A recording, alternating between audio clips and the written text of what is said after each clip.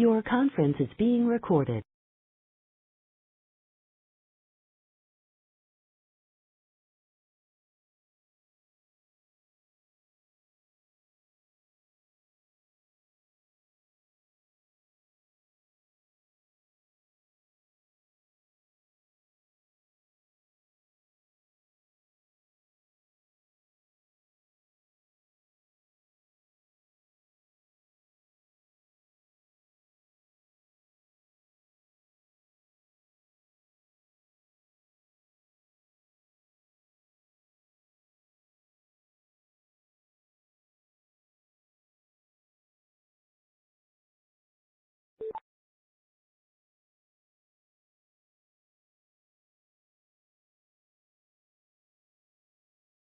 Hi, Casey, are you on the call?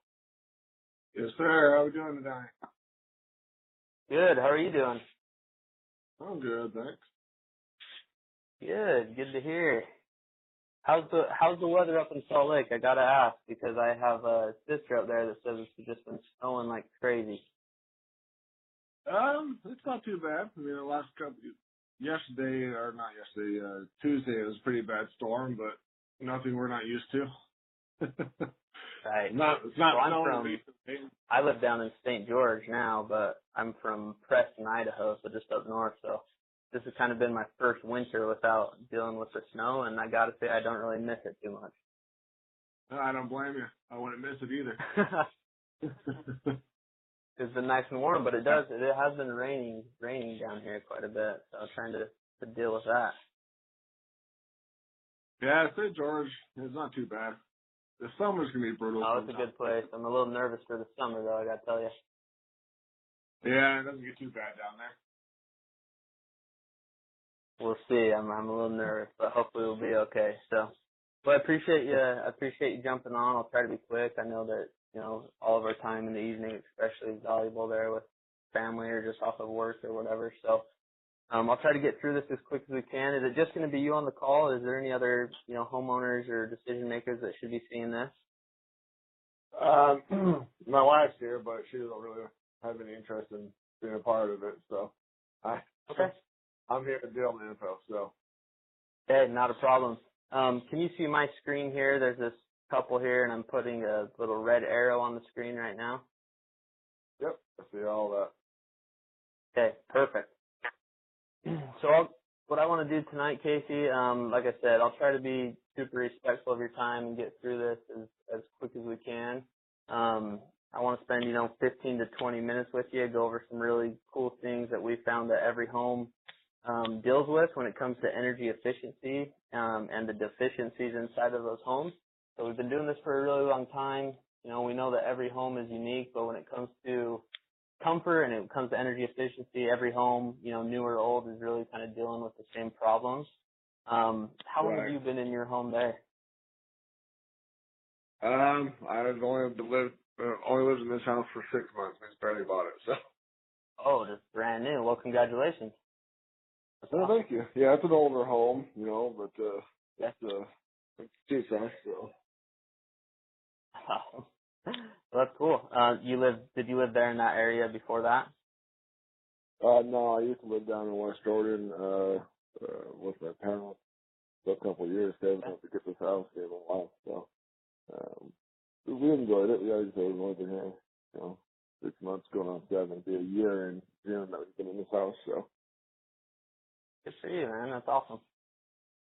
Really cool. Definitely can't complain. So, yeah, I'll spend a few minutes with you. We'll go over some kind of common problems that every home deals with, and then some awesome solutions on how to solve those problems.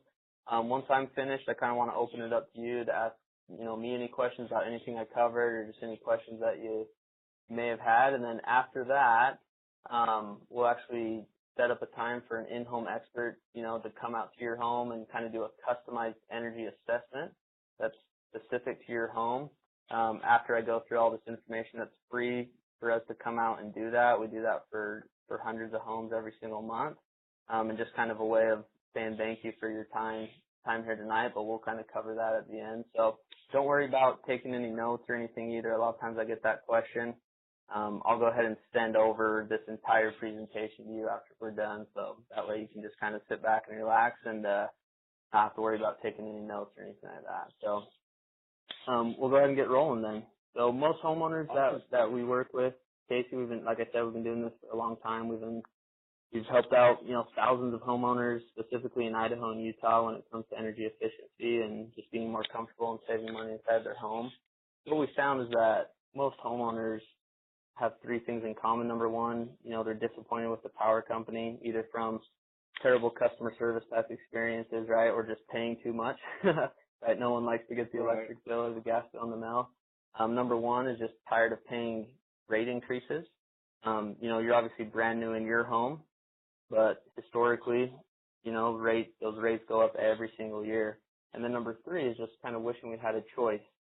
The utility is kind of one of those things that we don't really get to choose. Depending on where we live, they tell us, rather, which company we're going to go with and exactly the rate that we're going to pay. We don't really get a choice on any of that. And so obviously we can't control all of those things, but we can control some of them. So we'll dive right into it. So we're going to go over first where that utility, where that money goes, how that utility bill gets stacked up every single month. So small chunk of that, about 12%, goes to just heating our water, right? So the hot showers, doing the dishes, okay? Another chunk, about 18 to 22%, goes to our appliances and our lighting, okay? But the biggest one here, that big red circle, right, cooling and heating. Right there where you live in the Salt Lake area, you get a deal with both of them, right? Cold in the winter and hot in the summer. Down here, I'm a little bit more concerned about the cooling aspect, right? Right, so right. We know that that's where most of our utility bill goes every single month. 50 to 60% of our bill every month is cooling and heating. So that's really where we spend a lot of our time and a lot of our focus is on that portion of it, the cooling and heating. We know that if we can address that issue, that's going to be the most significant benefit to every home, or most bang for your buck, as you might have heard that expression before. So the first thing we'll talk about is those AC units. So you said it was an older home that you moved into. Do you have an AC unit? And if you do you know how old it is? Yeah, we have central air, so we have I don't remember how old it is, and I think it's only 5 years old, I think. Okay. It might be older than that, but cool. So fairly new. So our air conditioning units, every single year, so when they're brand new, we get them out of the box and plug them in. After year one, they're rated to lose 7% of their efficiency. Year number two, they're going to lose another 5%. Then every single year after that, they lose 2% year after year until they've lost up to about 40% efficiency. So you can kind of do the math, on a 5-year-old unit, let's say. I'm no mathematician, but, probably running at, 15 to 17% of its efficiency loss. Okay, so a brand new unit, okay, 5 years old, it's obviously AC units are expensive. I don't know if you've ever been lucky enough to have to replace one before. Yeah, I've had to replace the AC and furnace in my company, so I know. Geez. Yeah, it's just absolutely terrible. And so what do you think, Casey? Do you have any guesses as to why that occurs? Why after just 1 year or 2 years or 5 years does it lose all of that efficiency? I'm sure because the freon gets old and it starts dissipating. Yeah. Yep. If you've looked inside those units, you've seen those copper coils like you see here. So those make up a closed loop system. There's the oil and there's the refrigerant that runs through those. Those actually have two opposing charges. And so what begins to happen inside of that AC unit is it starts to look like this, right? Kind of like a clogged artery. That oil and refrigerant, instead of flowing through there, starts to get gummed up on the inside of those coils. And it creates a problem that's called oil fouling, okay? And that's what causes that huge decrease in efficiency. So what we do with these air conditioning units is we actually treat them with a synthetic product that's called Blue Max. Blue Max actually goes into those AC units and it cleans out the oil fouling. So instead of that oil and refrigerant sticking to the sides of those coils, it's actually going to get it flowing through the system how it should be. Now the way that we know this is actually working and having an effect, the benefit, is that the air that actually comes out of your vents will be blowing out 6 to 9 degrees colder than it was before. So what that means is that air can actually cool down your home a lot quicker. That AC unit can then shut off. It's obviously going to help save you money, but then the biggest thing, I think the biggest benefit is that it's actually going to reduce that wear and tear on that AC unit, right, and actually prolong the life of the compressor and prolong the life of the unit itself. So we'll get a little bit more into that. I want to go back clear to, 6th grade science class. Can you remember back that long? A little bit. Science wasn't the best subject, so. That's fine. I won't test you on it, so no worries. But in science class, right, we learned about heat transfer. In science, okay, there's no such thing as cold. Maybe hard to believe this time of year, right? But cold is simply labeled as the absence of heat. Okay, so no such thing as cold, and then we also know that heat, like this arrow here, I flip my arrow around, heat seeks the cold. Okay, and so that's just called heat transfer. Heat constantly seeks the cold, and so we deal with this heat transfer inside of our homes all year round during the summer months when it's really hot outside and we're paying to air condition our house. That heat from outside is constantly trying to make its way inside. During the winter months, like right now, as we're heating our home inside and it's cold outside, that heat from inside the house is naturally rising and trying to seek the cold and make its way outside, right? And so that heat transfer occurs every single day inside of our homes. And then kind of a crazy number is that about 70% of that heat transfer that occurs inside of a home actually occurs through the largest room in our house, which is our attic space. Right? So 70% of that heat transfer that occurs in a home is through the attic. So we do different things in the attic to try to combat that heat exchange and keep the heat out during the summer and keep it in during the winter as we use insulation. There's a lot of different types of insulations from cellulose, like you see here, to batting insulation, kind of the Pink Panther. If your home was built or re-insulated in the past 10 years, you've got the white fluffy stuff up there that kind of looks like snow, right? Just blown in insulation. And then we find some insulation in these older homes that's been blue jeans and newspaper, and even found one a couple weeks ago. One of our in-home experts was telling me that was sawdust. Yeah, sounds about right. Yeah, we don't recommend that last one, but it does happen, right? Nope. So that's extremely flammable. We've always done things. Go ahead. Honestly, that sawdust and stuff is extremely flammable. That's why I stopped using it. Yeah, just crazy.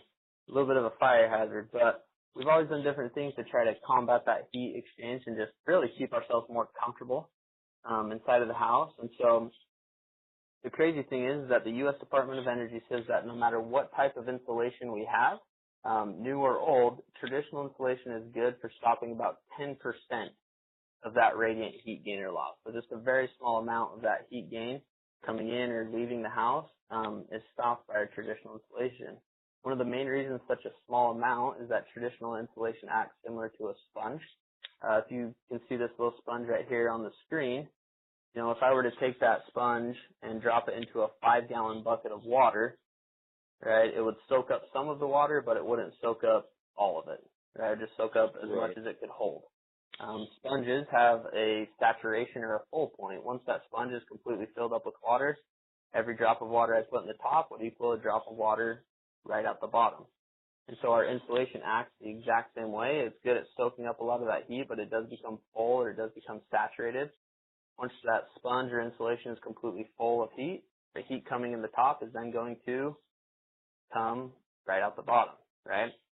So here's a few little pictures, right? These are actually thermal imaging cameras that we do on those in-home energy assessments I was telling you about. We're able to go into the house and identify, very easily where these problem areas are. And this is that insulation, you can tell, just completely filled and saturated with that heat, So it fills it up, and then all day long it just pours into our house, and the AC has to try to play catch-up, right, to cool off all that heat that's coming in. So our insulation has something that's called an R value. The more insulation you have, the higher the R value. You can kind of see the numbers here from an R12, R49, R60, if you have a whole heap of insulation. So the R in R value actually stands for resistance, right? Because that's all it's doing. It's just kind of resisting that heat transfer. So the question that we ask has a pretty obvious answer, but we like to ask it anyways. Would you rather resist the heat from entering and leaving your home, or would it make more sense to completely stop it? So stop it from coming in during the summer and stop it from escaping during the winter. What do you think? Yeah, stopping would definitely be ideal for most people anyways. Right. Yeah, completely stop and just not have to worry about it. So we're going to watch a quick video here. It should play on your computer as well. And this video is actually done by NASA. They talk about how important insulation is to them. As they're in space, they go through a climate change from when they're in the sun, 250 degrees Fahrenheit, to out of the sun, negative 250, and they go through that 16 times a day, that heat exchange. And so in this video, they just talk about insulation and kind of their solution on what they came up with to be able to combat that heat exchange. So I'm going to play it here on my end, and then let me know if it doesn't start playing for you. I'm going to pause it real quick. Did it pull up on your screen okay, Casey? Yeah, it's starting to play now. Okay, perfect. So just yell at me in the phone when it finishes playing, and then that way I'll know you got through it.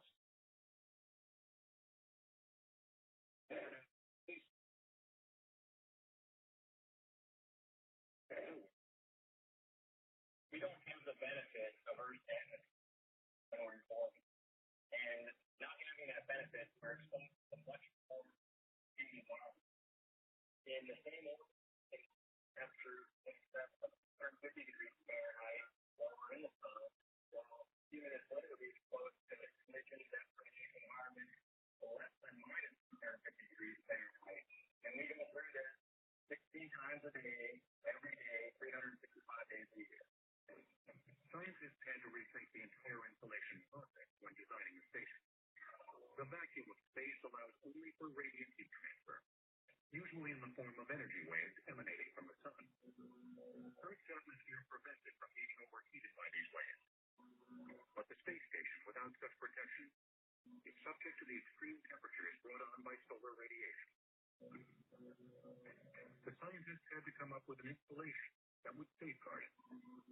Their solution was a multi-layer insulation, or MLI.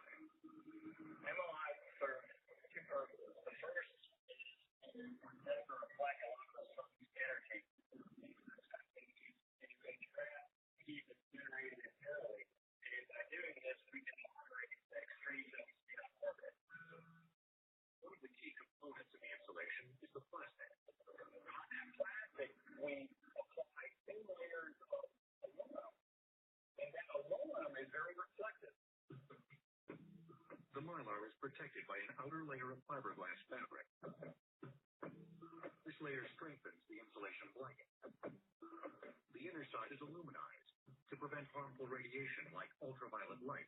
All the layers are sewn together to create a pillow-like blanket. When designing the insulation, scientists also had to make sure we use very thin layers to make a multi-layer insulation.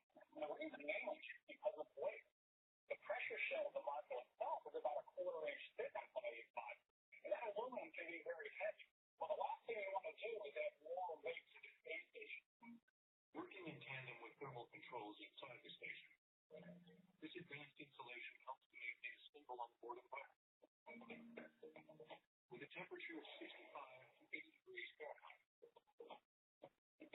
and humidity in the range of 25 to 70%. All right, the video's over. Awesome. Pretty cool, right? Yeah, it's interesting. Yeah, very, very cool. So their solution, or what they came up with, multi-layered reflective insulation. Our nickname for it is just MLI. That's a little bit easier to say and to remember, obviously. The technology developed by NASA. So as we learned, 99% pure aluminum stops 97% of that radiant heat transfer, compared to a traditional insulation that resists about 10. So stop the heat from entering into your home during the hot months, and it's actually going to stop that heat from escaping from your home during the cold months. Okay? So our nickname for this product, Casey, is just called the attic blanket. You can kind of tell why in this picture here. When we go into a home, okay, the existing insulation that's up there, we cover it just like a giant blanket. You know, it's essentially wall-to-wall carpet in your attic space. So it comes in different 2 and 4 foot rolls. So just depending on the application type, if they're rafters or trusses, we can get in between those.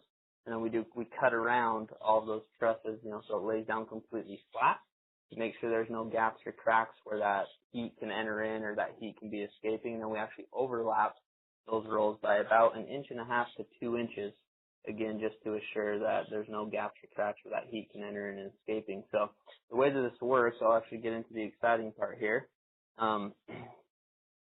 This is what we call our heat house. So this is just a little demonstration that's a time lapse. So you'll see the box pop up on your screen there with the heat lamps. So we put in regular insulation in both sides. Is that video coming up for you? Yeah. Mm-hmm. Okay. The regular insulation on both sides, there's two heat sensors or thermometers there that measure. Those sensors sit about halfway down. So we're going to put the multi-layered insulation over one of the sides, and we turn on two 250-watt heat lamps, right? So you can kind of watch. They're both starting out at 70 degrees. You can watch here what happens as soon as that heat gets sent. So the side without the MLI, as you can tell, or the side with it rather, we went up, 2 degrees compared to the side without it, up almost 80 degrees, right? Crazy. And again, that's just from what we've learned, that heat just gets in that insulation and sits in there, it absorbs it like a sponge. And so that's what's happening during the summertime, okay? Now you'll notice this is what's going to happen during the wintertime, okay? So the side with the MLI, you'll notice, it actually is going to go up a few degrees, okay? Kind of interesting, but it's because that heat that did get inside is actually staying in there, right? So if you think about that during the wintertime, that heat inside of your home is actually going to naturally rise. It'll hit that reflective insulation and go back down into your living space compared to the 150 degrees that was in our traditional insulation. That insulation should be keeping it in the house, right? But again, we just know that heat seeks the cold. So that heat just rises and then escapes from our home. I kid you not, we'll go into attic spaces here during the winter time, and the entire attic space is just as warm as the house is, right? So we're paying to heat our attic, which we never go into, right? Absolutely crazy. So a few little cool things here. This is some of our customers here. They say, since we've had the attic blanket installed, we're using the AC for an hour. Before retiring to bed, before the attic blanket, we were using the AC at least 8 hours a day. Right? Just couldn't quite keep up. Texas A&M says that adding reflective insulation to an R19 insulation is more effective than upgrading to an R30. Right? A lot of times as that insulation depletes and wears out like it does, we're actually recommended to re-insulate our homes every 5 to 7 years. We go add more insulation, right? This is a lot more effective. And then the cool thing about this is it's a lifetime treatment as well, right? It's one and done. And then the EPA, or Environmental Protection Agency, says that reflective insulation is a type of attic insulation that can help improve the comfort of your home, right, which is a big one that we'll get into, while helping to reduce your energy bills. So there are some homes, though, that do not have an attic space, right? It might be a big old vaulted or cathedral ceiling with no attic space above it, or a lot of times a mobile or manufactured type home. Does your home have an attic space there? Yeah, it does. It has an attic. Okay, perfect. So I'm going to show you this. Won't really apply, but it might in some circumstances there, especially where, like you said, it's a little bit of an older home. And so for these homes that don't have an attic space, we're actually able to use a product that is called Invisiflex. Invisiflex, what it is it is a ceramic coating, okay? So in those areas where the MLI or the attic blanket is an option, we would use the Invisiflex. So the ceramic has the exact same reflective type properties as the aluminum does, okay, in the fact that it resists heat transfer.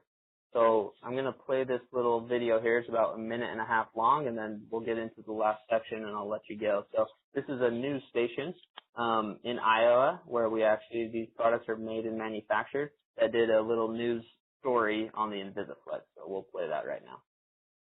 What if I told you this paint brush can help save energy?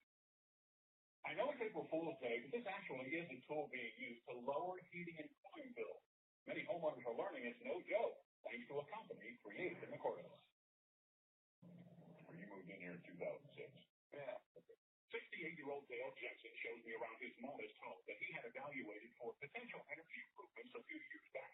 I came over and I looked at his home and measured it and made my recommendations. Energy consultant Bloxley Echols recommended the installation of a solar fan, LED lighting, and reflective insulation, along with an application of Invisiflex thermal paint. The Inflex paint is in the ceiling tile. Jensen says immediately heat stopped escaping through his porous ceiling and saved him a ton of money on his electric bill. Give me an example. Well, cut it in half. Cut your energy bill in half? Yeah. Because for instance, the cold air wasn't coming in, so the furnace wasn't running all the time. And you say to someone, we have a product, a paint that you can put on, and it will stop heat transfer. It'll make your house more comfortable, lower your utilities, and they're looking at you going, really? I never knew there was such a thing. Temple incorporated Invisiflex in 2011 after researching heat reflective technology. NASA had already figured out the solution. We just needed to incorporate it and show it to the public.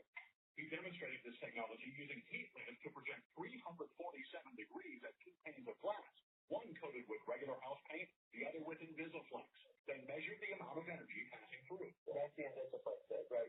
Yeah. And then on the side without the Invisiflex, we're like around 300. That's a difference of about 100 BTUs.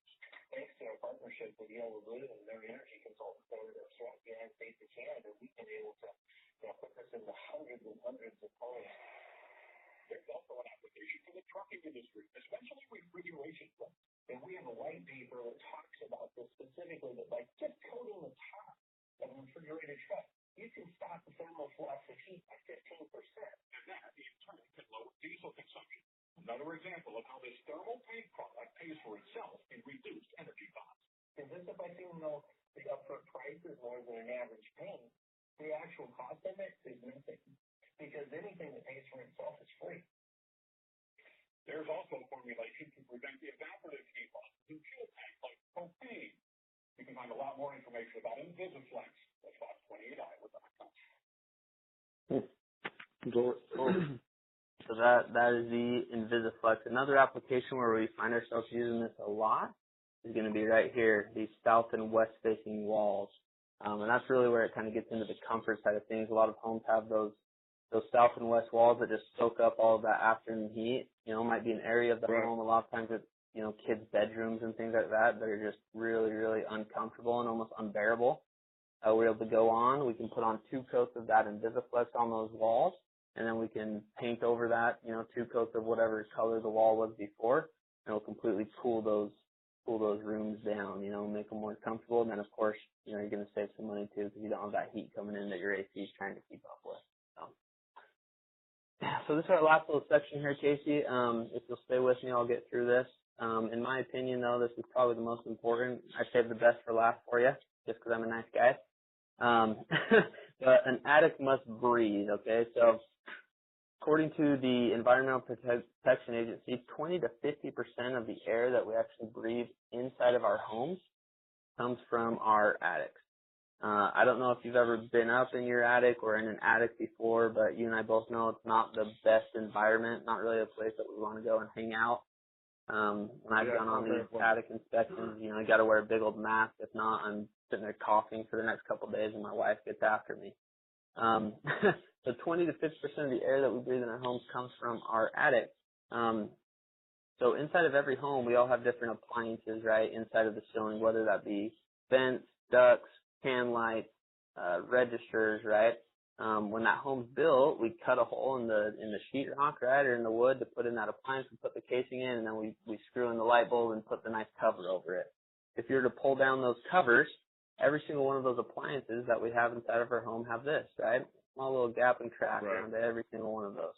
The U.S. Department of Energy says that if you were to add up all of those gaps and cracks in the average size home in America, the average home has a 2-foot by a 3-foot hole in the ceiling, right, where that air is just freely passing. So as we open doors and windows, or as the air turns on and starts to circulate, it sucks down that gunk, right, that's in our attic space down into our home. And so if we can go into a home and really make a significant difference, we look to do 3 different things. And the first thing is to seal.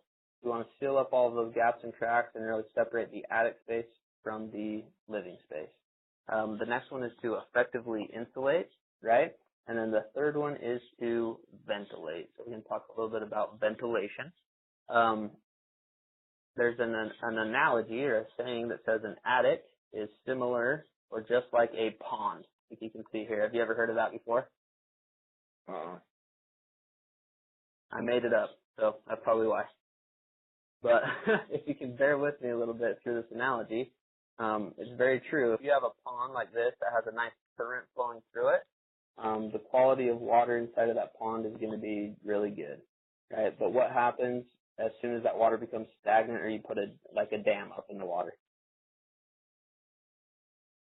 Gets gunky, builds up. Yeah, it gets gunky, creates an environment for bacteria, okay? Our attic spaces are the exact same way.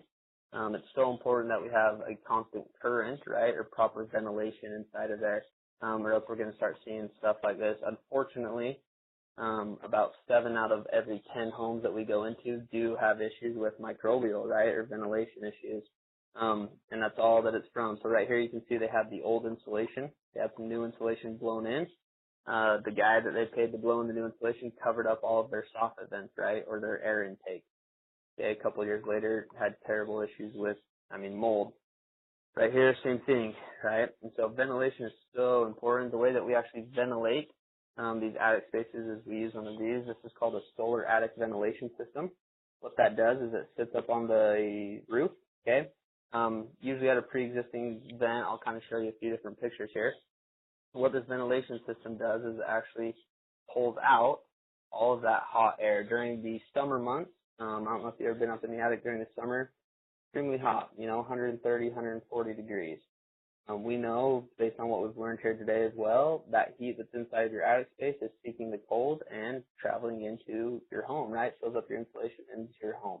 So what this ventilation system will do is it will actually keep your attic space within 5 to 10 degrees of the outside ambient temperature, right? It's going to take all that hot air in the attic and it's actually going to exhaust it and just completely get rid of it. During the winter months, like right now, obviously we're not too worried about heat up in the attic, right? But what we are worried about inside of our attic is moisture and condensation. The average home in a snowy climate, right, an area of the country that gets snow, will build up over 30 gallons of condensation during the winter. So where it is a solar ventilation system, obviously during the winter months, you're going to have days like you did on Tuesday. They're going to be snowing, right? It's not going to run as much, but it is going to kick on, right, and get that current flowing through your attic space and keep that environment healthy inside of that attic space. So again, it's going to take all that hot air in the attic and completely get rid of it during the winter. And it's going to keep it nice, or during the summer, and it'll keep it dry for you during the winter time. So one ventilation system inside of the average size attic space, take all that air in your attic and completely replace it with fresh new air 30 to 40 times a day. So this last little section here, I'm just going to go over kind of where the messy part of our job, right? Kind of where we get down to business, which is actually inside of the attic spaces. On these 3 energy assessments that we'll set up a little bit later, these are things that we see in every single home that we go into, and they're common problems. Like I said, most homes deal with these, but most people like yourself, Casey, and your wife, you guys are in your home, but we never go in the attic space. It's kind of out of sight, out of mind. And these are things that are occurring inside of our own attic spaces. So this right here is just a sign of depletion. Okay, obviously this insulation is really, really old. Over time with that heat going in and out of it, it's going to compact and compress. This one right here, same thing. They had some work done up in the attic. Whoever did that work just shuffled all the insulation, right, and put it into a big old pile right there. These right here are actually bathroom vents, the fan that you have in your bathroom. 90% of those as well. Those are pulling that moisture and gunk out of your bathroom, and they're just vented like you see here, just vented right into the attic space. Some of them are even buried underneath the insulation, right? So you're just dumping that moisture and condensation into your attic space. What we want to do is we want to take these vents and vent them completely outside, right, to actually take that air and get them out. This right here is just a sign of excessive heat, like we talked about. These are a few of the attics we've been in, 143, 171 degrees. Sometimes we can go into attics and all of the trusses are just covered in these little gold specks. That's actually just sap, right? It gets so hot in those attic spaces that wood opens up and actually starts to leak or bleed out sap, right? So just a sign of that excessive heat. This right here is a knee wall, okay? So anytime you go into a home that has a vaulted ceiling, goes from a flat ceiling to a vaulted ceiling, you're going to have a knee wall like this going up to the vault up here. All they do on these knee walls is just put a tiny little piece of batting. Believe it or not, this one actually looks good.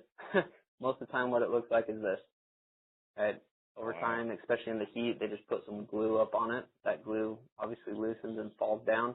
and that's just creating 150 degrees to be able to just fly right through your sheetrock, right, and into your house. And so without even using a thermal camera on most of those that have a knee wall, they're big problem areas. And then like we were talking about with that attic blanket, we'd actually run it over your insulation here, and then we run it and fasten it up those knee walls as well to keep out the heat transfer from those knee walls. Okay, this one right here is actually what's called roof jacks, or any exhaust pipes that you have going through your roof. What they do with those is we just put a little rubber gasket around them on the outside. Well, over time, underneath the sun, those rubber gaskets expand and they crack. The majority of those on any home that's a little bit older look just like this. They got all sorts of daylight coming through, which can create critter access, but mainly what we're worried about is just moisture, right? Getting in, it starts to fill up our insulation, and it creates moisture problems inside of our attic. So again, sealing all of those up. And again, these are things, kind of show you, we call it a performance package, but all of these things right here are things that are going on inside of most attics. There may not be, some of the stuff like the air sealing and stuff might help with saving money inside of the home, but most of it, believe it or not, is just for the home health. And you guys, we know that we spend most of our time indoors and inside of our own homes. So this is just going to help the functionality and the total environment inside of your home and help you feel a lot more comfortable, improve the air quality, and obviously no one wants those problems going on inside of their attic, right? Right. Cool. So kind of like we talked about at the beginning, all of this information is really, really, really great. Like we said, we've been doing this for a really long time. We know that every home deals with these, but we also know that every home is unique in the own sense of the word. Some homes might be brand new. Your home, like you said, you've only been there a few months, but it might be a little bit older home. So what we do, as I mentioned before, is we actually offer a free customized tailored energy assessment. What we do on these assessments is we'll come in, we actually familiarize ourselves with the inside and the outside of the home, and then we kind of get down to business, get up in the attic space.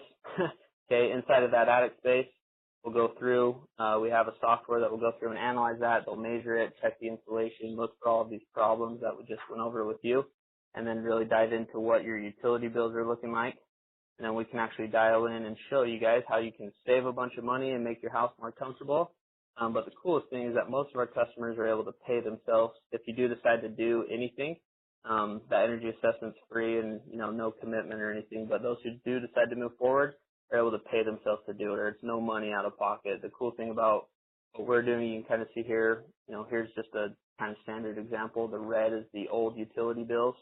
The blue one is what we're able to save them and what that new utility bill looks like. So obviously you're saving some good money month to month, but where we really get excited is how those savings and that investment, so to speak, stacks up over time, right? As we know, utility prices are constantly going up.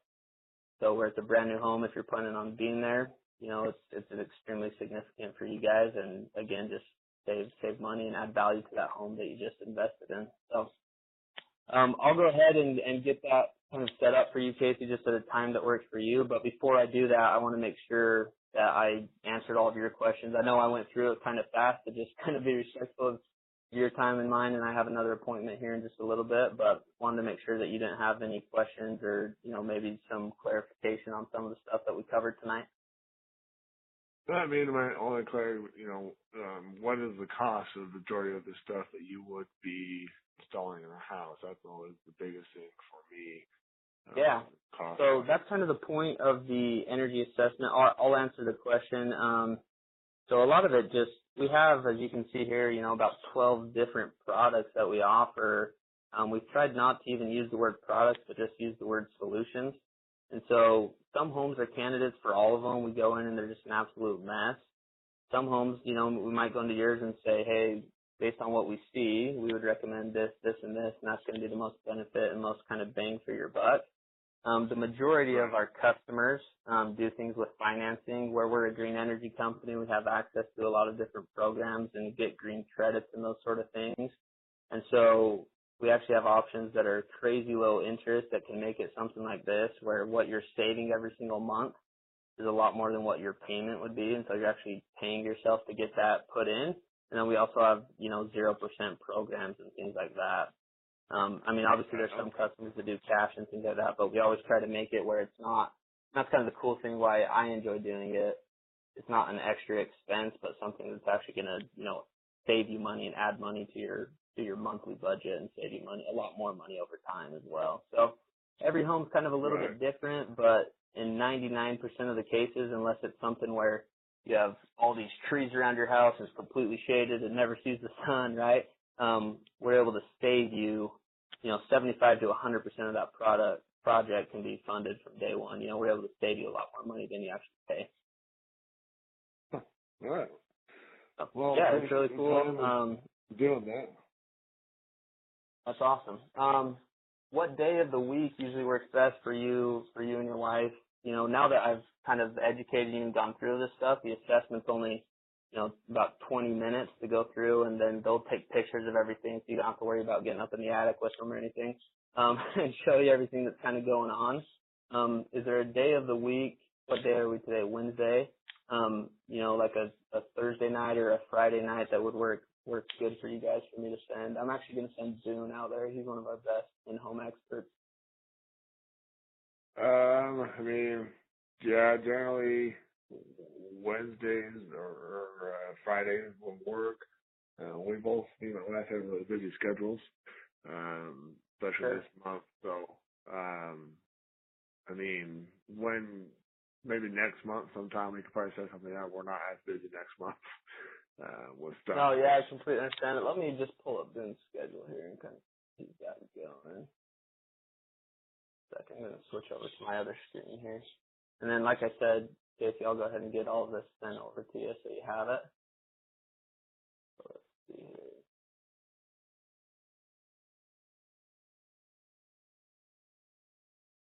Computer's being a little slow, so I appreciate your patience here. Get this pulled up. So what do you do for work? I'm six eyeglasses for a living. Oh, really? Yep. That is awesome. I wish I would have known that earlier. I just got my wife's replaced, and it was really expensive. Yeah, eyeglasses is definitely a market that's pretty expensive to do. That's why my company exists, to save people a little bit of money as far as getting repairs done instead of spending multiple, hundreds of dollars on a new pair of glasses. Yeah, it's crazy. And she's got really bad, I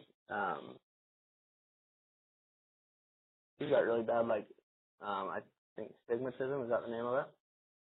Yeah, and so she's got these hard lenses and all this stuff, and trying to deal with anything with her contacts and stuff is just a mess. Oh, I can believe it. It's absolutely awful. Sorry, my computer's being pretty slow on me here. Yeah. So would it be something too, which usually try to book everything within 48 to 72 hours. Would it be something that like a Saturday morning might work for you guys, where you can pop in for 20 minutes and then get out of your hair? If he's pretty busy, then we can do it next week on a Wednesday. Okay. Let me see what he's got on the day here. Yeah, because with my schedule, like I said, I'm pretty busy. I'm going to work at 8 o'clock, so it's crazy. Could I set that up so it'd be Wednesday the 30th at like 5:30 p.m.? it would have to be later. I don't get home until 6:30ish. Oh, okay. And my wife will be here, but I won't be there. Yeah, we probably want you there too, where you're the one that kind of saw everything. So let me get this done. So Wednesday. Okay. Yeah, I can do Wednesday the 30th. You get home at 6:30, so would it be good if we put it like for 7 o'clock? Yeah, that'd probably be best. Cool. So yeah, I'll get that booked in for you, Casey, for Wednesday the 30th at 7, and then it will actually send you an email and a text message as well, and get it on both of our calendars. All right, awesome. That's what I like to hear. Yeah, it'll be good. I'll shoot all this over to you presentation wise, so you can review it or even show your wife it, if she has some questions. And then I really think, having these experts come out, I get the easy job, just get to explain it, but these guys are incredible, be able to get inside the homes and show exactly how this works and how it can benefit each individual case. So seem like, a good guy and interested in this. I think it'll be it'll be a really good experience for you guys and could be a potential good fit, good benefit. Well, I always like to save money where I can afford to. And then Yeah. just so they do this free consultation, so if they're coming out, it's not going to be any charge to us. Yeah, it's absolutely free, kind of as a thank you as well. Usually we charge $400 to do it, but for those that do the online type consultation, just kind of as a thank you, for spending your time with us, we send them out at no cost, no commitment. If it makes sense for you guys, then great. And if not, then, that's absolutely fine. And we'll leave you with all of our info and you'll have access to that kind of customized home report as well. Awesome. Well, then I appreciate your time and everything, and we're looking forward to seeing what we can do to save money. Okay, well, that's great, man. Last thing here before I let you go, last little box I have to check, is do you know anybody there, Casey, friend, relative, anyone, any neighbors or anything that you think could benefit from this that might be interested in it? And I'd be more than willing and happy to go over it with them as well.